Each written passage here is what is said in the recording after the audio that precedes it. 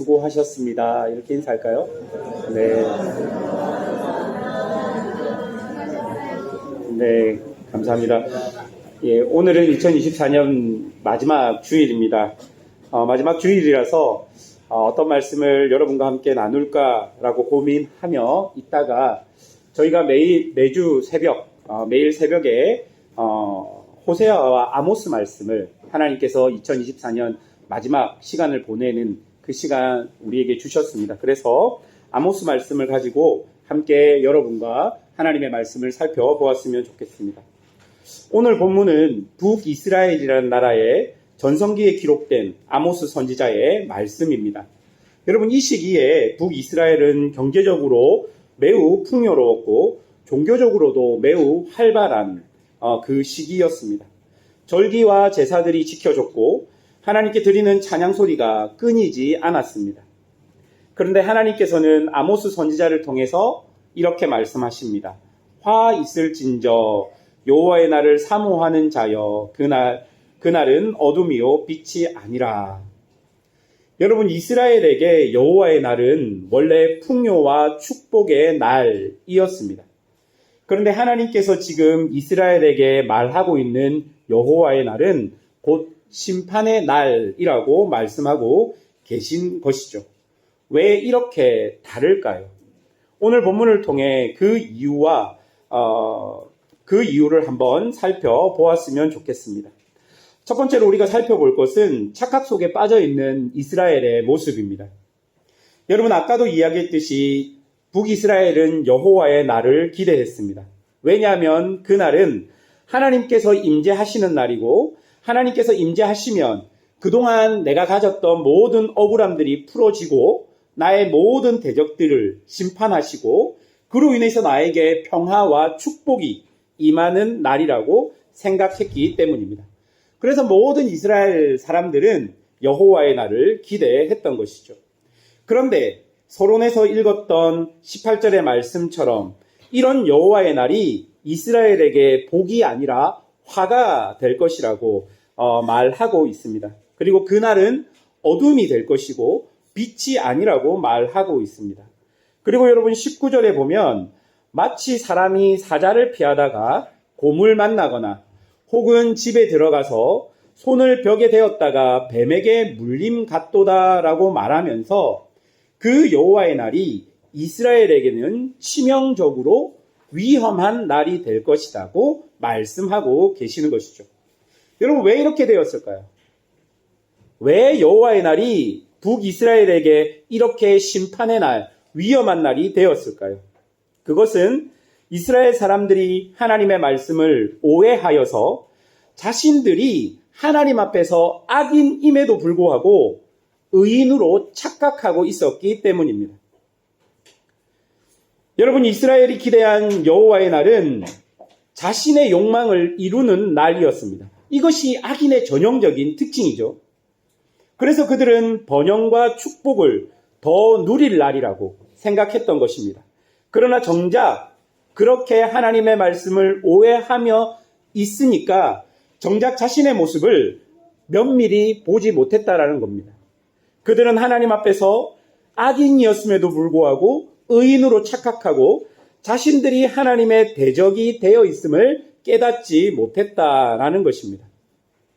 사랑하는 여러분, 여호와의 날은 사람들의 욕심이 이루어지는 날이 아닙니다. 여호와의 날은 하나님의 다스림이 회복되어서 역사 속에 나타나는 날입니다. 하나님의 다스림은 하나님의 법이 그 백성에게 적용되는 것인데 원래 하나님이 원하셨던 조화, 그것이 회복되는 날입니다.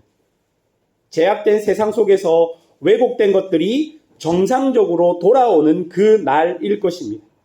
그래서 그동안 왜곡된 사회와 세상 속에서 공동체적으로 보호받지 못하고 있었던 약자와 나그네, 가부와 고아 등이 율법에서 말하는 정상적인 대우를 받게 되는 날이 바로 여호와의 날입니다. 그러니 욕망의 성취를 위해서 여호와의 날을 기다렸던 많은 북이스라엘 사람들에게 이 여호와의 날은 심판이고 이 여호와의 날은 어둠이 되는 것입니다. 결국 이 여호와의 날이 다가옴으로써 자신의 욕망을 이루기 위해 여호와의 날을 기다렸던 북이스라엘에게 어떤 일이 벌어집니까? 26절과 27절의 말씀처럼 식국과 기운과 너희 우상들과 너희가 너희를 위하여 만든 신들의 별 형상을 지고 가리라. 내가 너희를 다메섹 밖으로 사로잡혀 가게 하나님께서 만드신다는 것입니다. 여호와의 날에 북이스라엘 사람들은 포로로 끌려가게 될 것이라고 말하고 있는 것입니다. 착각 속에 빠져서 자신에게 다가올 여호와의 날을 오해하고 자신이 지금 어떤 지경이 되었는지도 몰라 결국 회개할 기회조차 놓치고 포로로 잡혀가게 되는 것이죠. 얼마나 비참하고 얼마나 억울합니까? 여러분, 명색이 하나님의 백성이라고 불리는 이스라엘 사람들입니다. 그곳을 지키는 귀족들입니다. 그곳의 종교 지도자들입니다. 제사장입니다. 그런데 그들은 하나님의 말씀을 착각하고 오해하여서 결국 멸망에 이르게 된다라고 이야기하고 있는 것이죠. 여러분, 왜 이렇게 북이스라엘 사람들이 오해와 착각 속에 빠지게 되었을까요? 왜 그 오해와 착각을 깨닫지 못하고 계속 그런 착각 속에서 그 시간들이 지속되었을까요? 두 번째로 우리가 살펴볼 것은 그 이유에 대해서 살펴보고 싶습니다. 여러분, 그들이 착각 속에서 하나님을 오해하면서 그 착각 속에서 빠져나올 수 없었던 이유가 무엇입니까?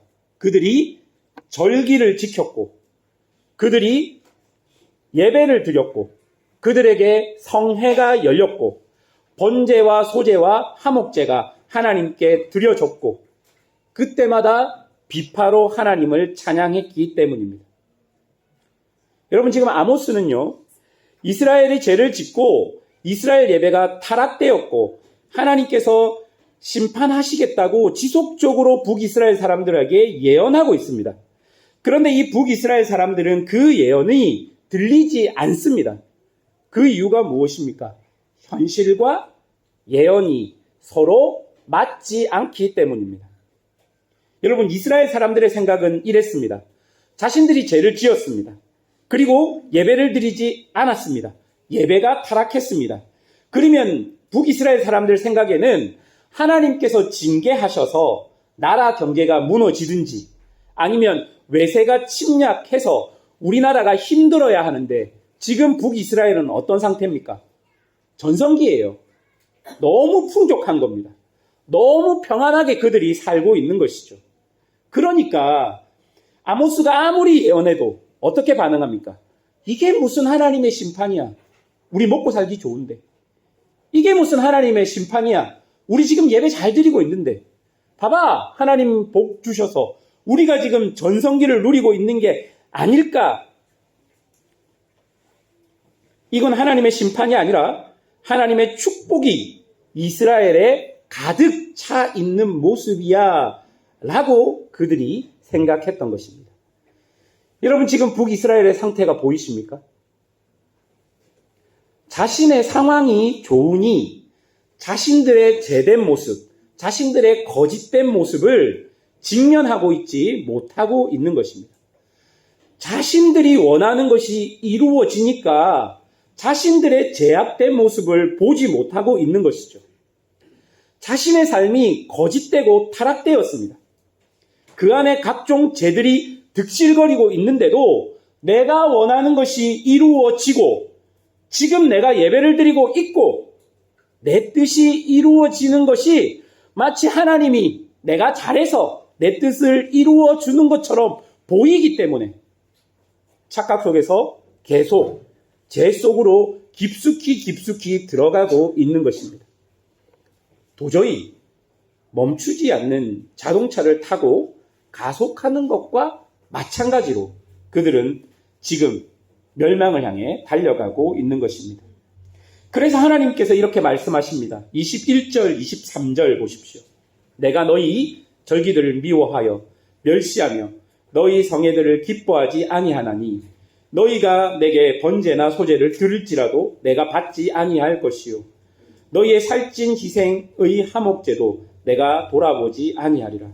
내 노래소리를 내 앞에서 그칠지어다.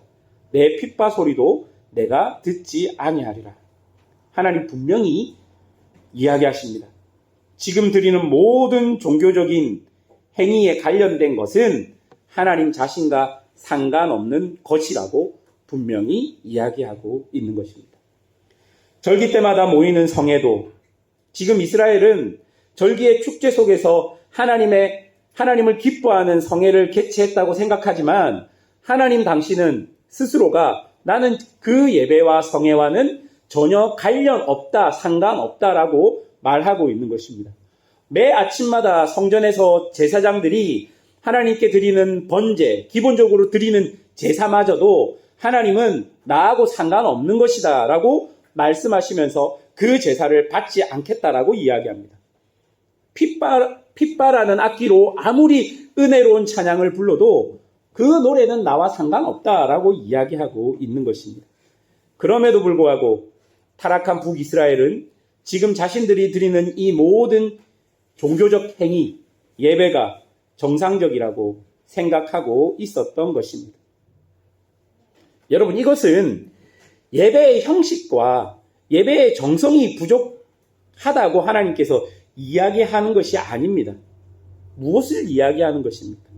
예배가 성전 안에만 갇혀 있다는 것을 지적하고 있는 것입니다. 그 예배가 그 성전 안에 그 시간에만 국한되어 있다는 것을 하나님은 문제로 삼고 계시는 것입니다. 하나님을 섬기는 예배가 시간과 공간에 갇혀서 하나님의 백성의 삶에 충만하게 영향을 미치지 못하는 것을 하나님은 지적하고 있는 것입니다. 여러분 25절을 한번 보십시오. 이스라엘 족속아 너희가 40년 동안 광야에서 희생과 소제물을 내게 드렸느냐 라고 이야기하십니다. 여러분 이 구절은 이스라엘 백성의 광야 40년의 삶을 돌아보게 만드는 구절입니다. 그 시기에 정말 중요한 것이 무엇이냐고 묻고 있는 것이죠. 이스라엘은 광야에서 하나님의 공급하심과 돌보심을 통해 하나님의 언약이 이루어지는 광경들을 명확하게 경험했습니다. 여러분, 그 광야에서 이스라엘이 오로지 붙들 수 있는 것은 누구뿐이 없었습니까? 하나님밖에 없었어요. 하나님밖에 없었다는 것입니다. 하나님이 만약에 같이 가지 않았다면 그들은 광야에서 다 죽었을 것입니다. 하나님이 없으면 그들은 보호자가 없는 고아와 같았으며 광야에서 정말 버림받은 자들과 같았을 것입니다. 하나님의 존재가 그들의 생명의 이유와 근거가 되었다는 것을 보여줍니다. 그러니 희생제사와 소제를 포함한 모든 종교적인 행위는 하나님과의 관계를 위한 것입니다. 결국 성전에서 드려지는 모든 행위, 그것의 목적은 하나님 자신, 하나님만을 위한, 하나님만을 향한 것이 되어야 합니다. 그런데 지금 이스라엘의 모습 보십시오. 모든 종교적 행위의 목적이 하나님과 하나님 관계가 아니라 자기 자신입니다. 그들은 이렇게 이야기합니다. 하나님 당신은 성전에 가만히 계십시오. 우리가 잘 모셔드리겠습니다. 하나님 당신은 그냥 우리만 좀 잘 지켜주십시오. 그러면 우리 조상들이 하나님 섬겼듯이 때마다 시마다 찾아가서 예물 드리고 아침마다 제사장 통해서 번제 드리고 우리가 다 하겠습니다. 하나님 대신 요것만 넘어서지 마십시오. 당신께서 선만 지키신다면 우리도 당신을 버리지 않겠습니다. 이런 마음으로 이스라엘 사람들은 하나님을 성전 안에 가두어 버린 것입니다. 사랑하는 여러분, 내가 만약 예배를 드렸는데 그리고 그 예배 속에서 하나님의 말씀이 내 마음속에 들렸는데 그러면 당연히 그 말씀을 따라 살아가야 함에도 불구하고 그런데도 예배만 드리고 그뿐이라면 그 예배는 하나님께 드리는 예배가 아니라 나의 종교적인 만족을 위해 드리는 예배일 뿐입니다. 그리고 그것이 지속되면 지금 이스라엘의 모습이 바로 나의 모습이 되어서 나의 종교적인 행위가 나의 죄를 더 굳건하게 만드는 비정상적인 일들이 우리 안에 일어날 수 있다라는 것입니다. 한마디로 여러분이 예배드리는 모든 시간이 하나님과 가까이 가도록 만드는 것이 아니라 여러분의 죄를 더 굳건하게 만드는 것일 수 있다는 거예요. 이 예배를 통해 우리의 죄가 하나님 앞에서 드러나야 되고 우리의 잘못된 모습이 드러나야 하는데 이 예배가 하나님을 향하지 않고 나에게 향해 있으면 이 예배를 드리면 드릴수록 거짓된 죄악 속에 내가 더 깊숙하게 들어갈 수 있게 된다는 거예요. 여러분, 이 예배 자체가 여러분을 하나님께로 인도할 것이라는 착각에서 나오셔야 합니다. 이 예배 자체가 그렇지 못합니다. 여러분들이 어떤 마음으로 이 예배를 드리고 있는지, 여러분의 예배가 정말로 하나님을 향해 있는지, 여러분 한번 곰곰이 말씀 앞에서 여러분의 모습을 살펴보아야 할 것입니다. 여러분, 그렇다면 우리는 어떻게 해야 할까요? 세 번째로, 착각 속에서 벗어나 정상적인 예배를 회복하라입니다. 여러분 24절을 한번 보십시오. 이 구절이 오늘 본문의 핵심입니다. 다 같이 24절 다 같이 읽어보겠습니다. 오직 정의를 물같이 공의를 마르지 않는 강같이 흐르게 할지어다. 여러분 여기서 정의와 공의는 하나님의 법과 하나님의 뜻을 의미합니다. 이스라엘을 세우고 다스리고 계시는 하나님의 통치 이념이 바로 정의와 공의입니다. 이것은 올바른 하나님과의 관계로부터 그 하나님께로부터 오는 모든 풍성함이 나에게 주어지는 것이고 그리고 그것이 이웃과의 관계 안에서도 영향을 미치는 것을 이야기합니다. 말 그대로 하나님을 사랑하는 사람은 이웃을 사랑할 수밖에 없는 사람이 되는 것입니다. 그리고 여러분 이 24절의 구절에서 가장 중요한 단어라고 말할 수 있는 것이 바로 동사인 흐르게 할지어다라는 동사입니다. 여러분 이 동사의 의미는 가두지 말라라는 의미입니다. 그러니까 하나님의 정의와 공의를 제한하지 말고 내 삶에 편만하게 흘러가도록 놓아두어라라는 의미입니다. 물꼬를 터라라는 의미입니다. 하나님이 말씀하시는 진정한 예배는 예배당에만 제한되어 있는 것이 아니라 예배당 밖에서 나의 전 삶의 영역에서 예배 때 만난 하나님의 은혜와 역사를 나타내야 하는 것입니다. 여러분 신약의 사도 바울은 로마서 12장 1절에서 2절을 통해 이렇게 이야기합니다. 그러므로 형제들아 내가 하나님의 모든 자비하심으로 너희를 권하노니 너희 몸을 하나님이 기뻐하시는 거룩한 산 제물로 드리라. 이는 너희가 드릴 영적 예배니라. 너희는 이 세대를 본받지 말고 오직 마음을 새롭게 함으로 변화를 받아 하나님의 선하시고 기뻐하시고 온전한 뜻이 무엇인지 분별하도록 하라. 이 말은요, 하나님의 통치가 우리의 전 삶에서 회복되어야 한다는 것을 말해주고 있습니다. 이스라엘처럼 하나님께서는 예배당에만 계십시오. 내 삶에는 전혀 신경 쓰지 마시고 내가 원하는 것만 해주시면 내가 예배 빠지지 않겠습니다. 내가 절기를 잘 지키겠습니다.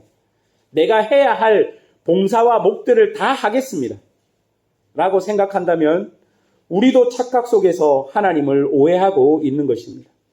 여러분 회복은 예배를 잘 드리는 것을 넘어서 그 예배 때 들린 하나님의 말씀을 따라 내 삶을 사는 것이고 그 말씀 때문에 내 삶과 생각이 교정되어야 하는 것이고 내 안에 숨겨져 있는 죄들이 발견되어야 하는 것이고 그 죄가 하나님의 말씀과 은혜로 사해져서 더 이상 나에게 영향력을 발휘할 수 없도록 하는 것입니다. 여러분 이때 중요한 것은 듣고 싶은 메시지와 들어야만 하는 메시지를 잘 분별해야 하는 것입니다. 지금 이스라엘에게 아모스의 메시지는 들어야만 하는 메시지이지만 그들은 듣고 싶은 메시지만 들었습니다. 사랑하는 여러분, 하나님의 은혜와 말씀, 정의와 공의, 여러분, 하나님의 말씀의 단에서부터 나에게 들린 모든 하나님의 교훈들, 내가 교회 생활을 통해 받은 모든 것들, 혹은 여러분의 개인 경건 시간을 통해 하나님께 받은 은혜들, 내가 듣고 싶은 메시지만 아니라 내가 들어야 하는 메시지들, 내가 적용하고 싶은 것만 적용하는 것이 아니라 내가 정말 적용해야 될 메시지들, 여러분, 그런 메시지들을 내 삶에 가두어 놓지 말고 여러분 흐르도록 만들어야 된다는 거예요. 사랑하는 성도 여러분, 이제 행동하셔야 합니다. 그래서 살아나는 역사를 경험해야 할 것입니다. 황폐해진 나의 주변에 나에게 주신 하나님의 말씀을 내가 실천함으로 생명수가 흐르게 해야 할 것입니다. 내가 무엇을 해야 할까? 내가 어떻게 해야 할까? 고민해야 합니다. 예배당에만 갇혀있지 말고 사랑을 전하고 여러분의 물질을 나누고 여러분의 시간과 열정을 내어서 여러분들이 하나님의 말씀을 실천하는 자리에 계셔야 하는 것입니다. 그것이 바로 24절이 우리에게 적용되는 방법일 것입니다. 하나님께로부터 받은 은혜와 사랑을 그리고 말씀을 가두지 않고 흐르게 하십시오. 그래서 모든 왜곡된 것들이 나를 통해 하나님께서 나에게 주신 말씀을 통해 바로 서도록 해야 할 것입니다. 이제 착각 속에서 속히 벗어나서 하나님을 제한하지 말고 여러분의 삶의 전부가 하나님의 뜻을 이루는 그런 은혜가 있기를, 그런 자리에 여러분이 온전히 서 있기를 소망하며 2024년을 잘 마무리하고 하나님께서 새로 은혜로 주신 새 날을 기대하는 그런 성도들이 되시기를 주님의 이름으로 축원합니다. 함께 기도하겠습니다.